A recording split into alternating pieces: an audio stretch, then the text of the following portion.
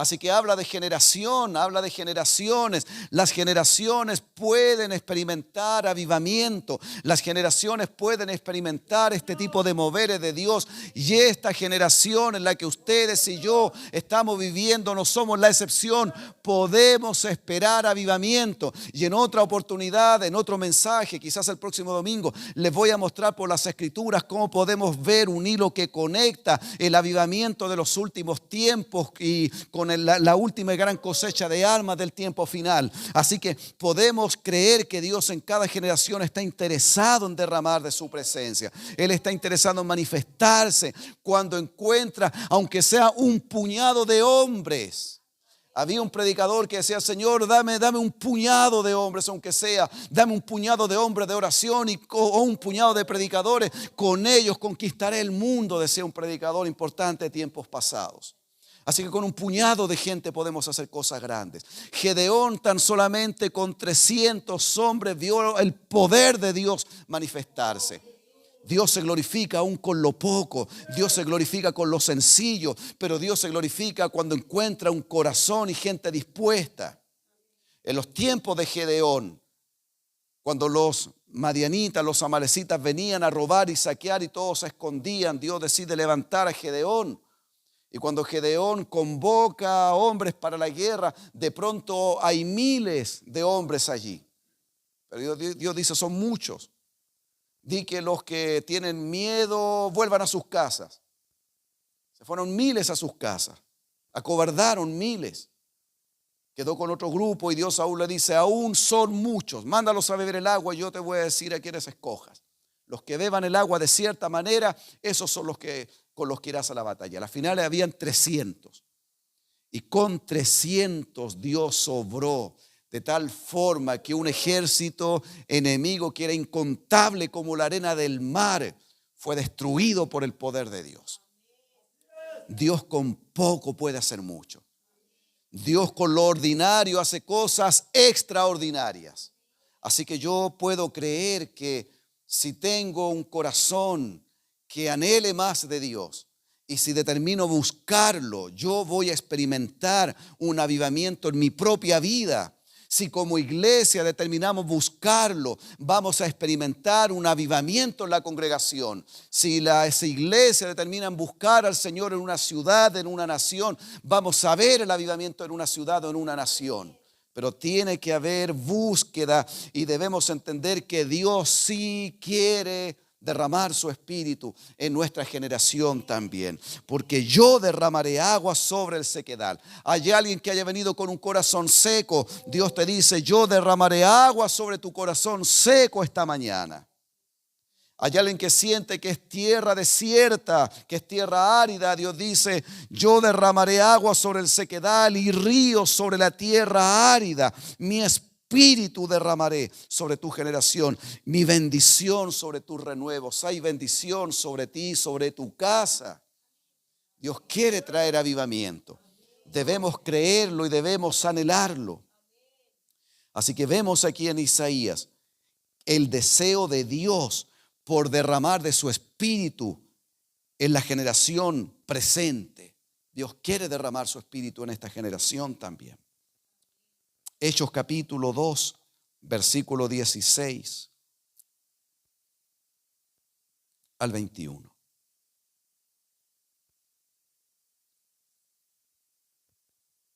Hechos 2.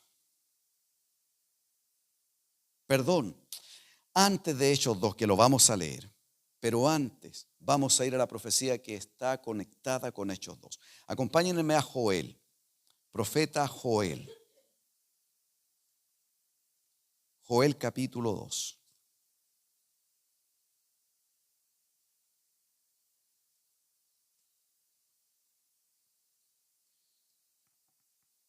Vamos a ver cómo el profeta Joel profetizó un avivamiento para los últimos tiempos. Joel capítulo 2, versículo 28.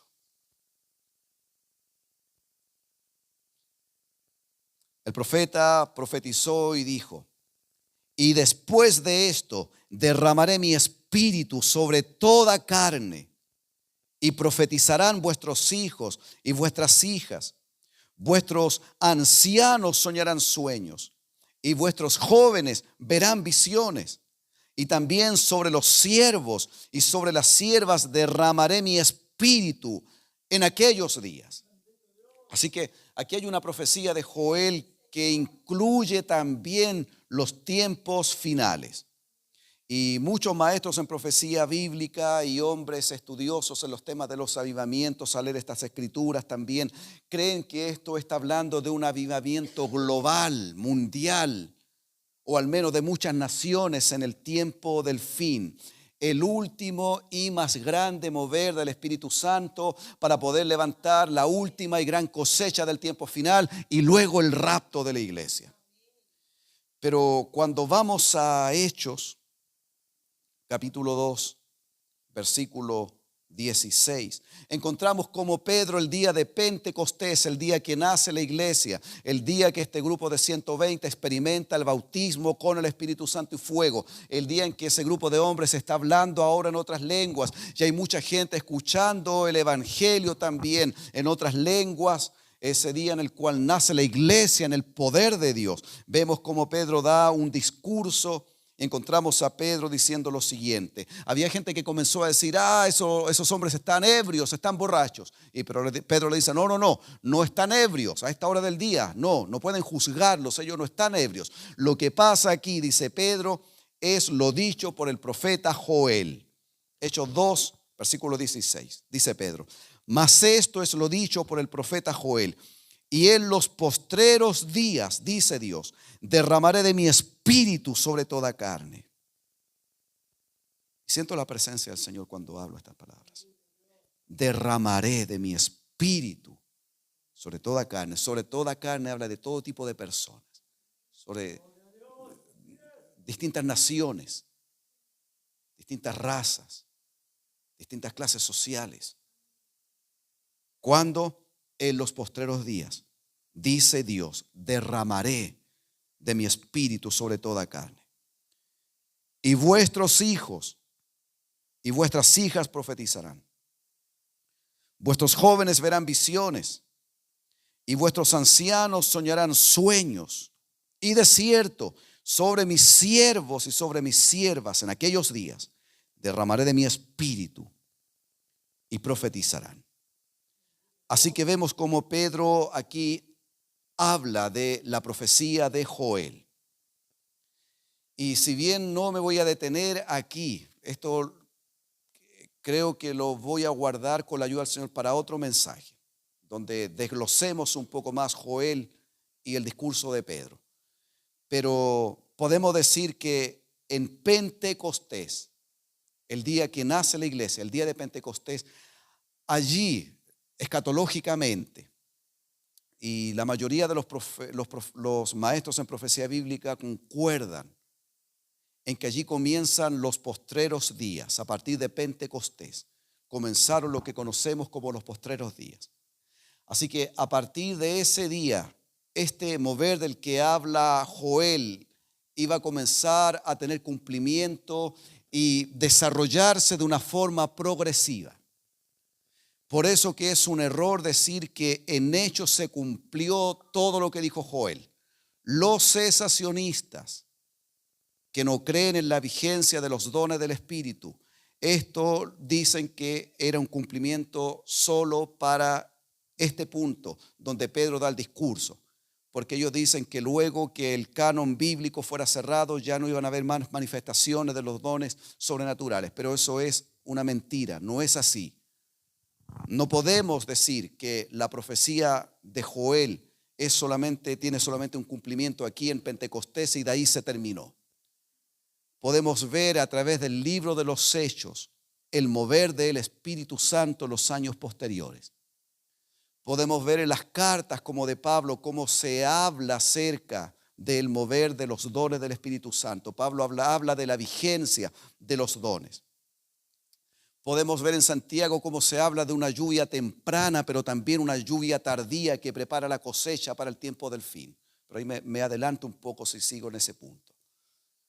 Así que nosotros lo que vemos es los postreros días iniciados a partir del día de Pentecostés, con un mover del Señor que va progresivamente y que debía ir progresivamente a través de toda la historia de la iglesia, pero que tendría su cumplimiento al final de los tiempos completo. Así que se espera un cumplimiento pleno de la profecía de Joel para los tiempos del fin. Es decir, antes que el Señor saque la iglesia de la tierra, debiéramos saber que hay un mover del Espíritu Santo que tiene que tener cumplimiento. Y si nos ponemos a lo mejor investigar del mover de Dios o de lo que Dios está haciendo hoy en algunos lugares del mundo, a lo mejor podríamos comenzar a decir algo Dios está comenzando a hacer. Tenemos lugares posiblemente en África, lugares posiblemente en Asia, donde a lo mejor por el estar distantes y por hablar idiomas distintos no estamos tan conscientes de lo que Dios puede estar haciendo allí. Pero a veces escucho reportes de gente que está en el área de las misiones y que hablan de cosas asombrosas que Dios está haciendo a pesar de las persecuciones que están teniendo. Está habiendo un mover de Dios. Así que debemos creer que, y para ir terminando, en Pentecostés comenzó el cumplimiento de la profecía de Joel, pero no tuvo allí un final, sino que este derramar del Espíritu Santo tiene un alcance progresivo hasta los tiempos finales. Por lo tanto, podemos esperar un cumplimiento pleno en los tiempos del fin. Así que, ¿qué debemos esperar también hoy? Que en estos días Dios siga derramando de su Espíritu. Es la intención. Dios todavía quiere derramar de su Espíritu. Y dice que lo quiere hacer sobre toda carne. Si hubiera tenido un cumplimiento solo en el libro de los Hechos, no podría estarse cumpliendo allí, porque los que recibieron el bautismo del Espíritu Santo allí eran solamente judíos. No lo experimentó allí toda carne, ese derramar, no lo experimentaron todos. Así que tiene que haber un alcance mayor para que esto tenga un cumplimiento pleno y final y completo. Jesucristo dijo que el evangelio del reino sería predicado para testimonio en toda la tierra y entonces vendría el fin. Así que estamos en el tiempo donde el evangelio hoy está llegando a todos los lugares. Hoy a través de la tecnología uno puede predicar y alguien si quizás quisiera vernos o se encuentra con nosotros, nos puede ver de cualquier parte del mundo a través de YouTube. Alguien podría escuchar el material que estoy recién comenzando a subir en mi canal de YouTube, al cual lo animo, suscríbase, tiene que apoyarme. Y podrían las personas en otros lugares del mundo escuchar el evangelio a través de la tecnología, a través de las redes sociales. Así que estamos en estos tiempos donde el evangelio está siendo llevado a todo rincón. Así que podemos esperar en estos tiempos finales un cumplimiento pleno de la profecía de Joel y de lo que luego Pedro cita. Y debemos entenderla como algo que comienza en Pentecostés y que progresivamente seguiría a través de la era de la iglesia, estos casi 2000 años de iglesia, hasta el rapto de la iglesia. Así que, ¿podemos esperar avivamiento en estos tiempos? Sí, podemos esperarlo, porque mientras haya una iglesia aquí en la tierra, el Espíritu Santo estará obrando con poder y empoderando a hombres y mujeres para que sigamos llevando el mensaje de Cristo a las naciones. El Señor quiere que la iglesia alcance las naciones con el evangelio. Así que para concluir, podemos decir que los avivamientos entonces han sido tiempos o temporadas extraordinarias, donde multitudes vienen a los pies de Cristo, donde multitudes son alcanzadas. El Señor le dio la tarea a la iglesia de que llevar el evangelio a las naciones. Id y hacer discípulos a todas las naciones, dijo el Señor. Id y predicad el evangelio a toda criatura, dijo el Señor. Así que el Señor espera que el evangelio sea llevado a las naciones. Una iglesia aprendida, gente avivada puede lograr esto. Y por último, y lo más importante que debemos saber al hablar de un avivamiento, y es que el avivamiento tiene como propósito no engrandecernos a nosotros los hombres. No tiene como propósito engrandecer a los ministros, ni a los predicadores, ni a los grupos de alabanza, ni siquiera a los pastores de las grandes iglesias o misioneros de donde estén ministrando. El avivamiento no tiene que ver con exaltar al hombre. El avivamiento tiene que ver con volver los ojos a Cristo. Que la iglesia vuelva a poner su mirada en el Señor, vuelva a apasionarse por el Señor y que el mundo perdido conozca al Señor Jesucristo. Ese es el propósito de un avivamiento, volver los ojos a Cristo. Así que todo avivamiento verdadero, todo verdadero avivamiento en la historia trajo multitudes de personas a Cristo. ¿Por qué? Porque esto se trata de Cristo. Que Cristo sea conocido, que Cristo sea exaltado, que Cristo sea el centro, que Cristo sea anhelado, que Cristo sea proclamado. Pero también de la mano, el avivamiento también lleva a que la iglesia despierte del sueño en el que a veces entra. El sueño de la indiferencia, el sueño de la apatía por las cosas espirituales. Que el pecado vuelva a ser confrontado, que nuestros corazones vuelvan a inflamarse de amor por el Señor Jesucristo.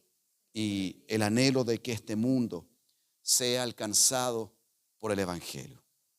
Así que Dios sí quiere enviar avivamiento y podemos esperarlo, porque esa es la intención del Señor. Quiero invitarle a que se puedan poner de pie. Mis hermanos del Ministerio de Alabanza pueden subir y vamos a orar al Señor.